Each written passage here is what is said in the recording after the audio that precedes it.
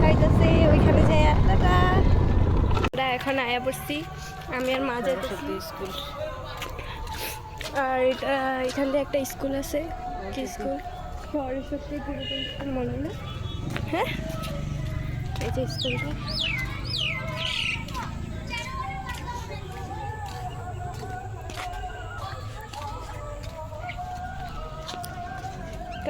দেখাই দেখ।